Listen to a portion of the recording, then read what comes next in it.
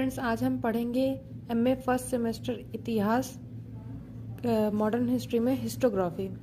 पहला प्रश्न आता है, इतिहास क्या है? तो मिस्टर E.R.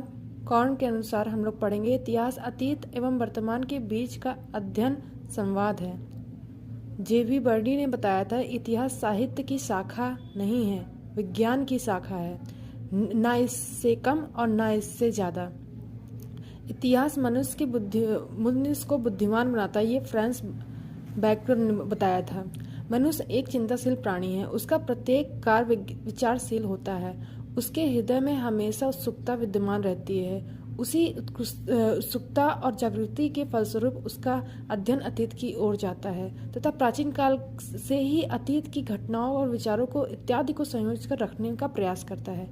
इतिहास शब्द हिस्टोरिया से यूनानी भाषा हिस्टोरिया से आया है, जिसका अर्थ है the information and knowledge gathered bye investigation.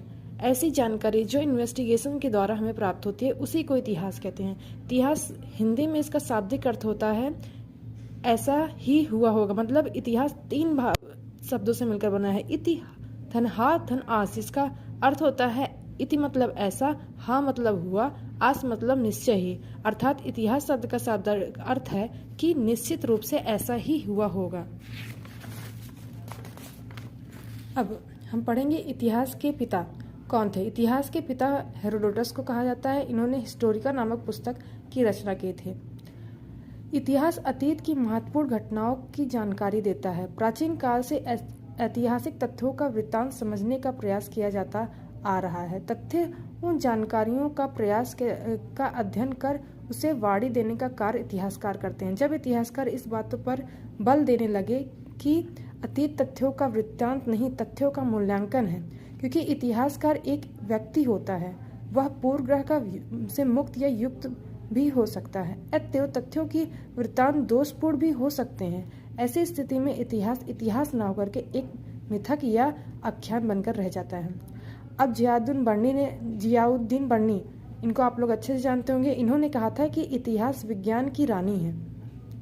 Abdul फजल ने कहा था कि इतिहास एक चिकित्सालय है, जहां व्यक्ति अपने दुखों की दवा पाता है और उदासी का इलाज करवाता है। इतिहास मनुष्य के अनुभवों की कहानी है। ये अनुभव सक्रिय निष्क्रिय दोनों प्रकार के हो सकते हैं। मनुष्य के जीवन में जो कुछ घटित होता है और परिस्थितियों का स्वयं सामना करता है, उसी को इतिहास कहते हैं। अब कौटिल्य ने क्या कहा था, देखिए, प्रत्येक राजा को प्रत्येक दिन कुछ समय इतिहास के श्रवण में लगाना चाहिए, ताकि वे ऐतिहासिक गलतियों से सबक लें और यदि भूतकाल में कुछ अच्छा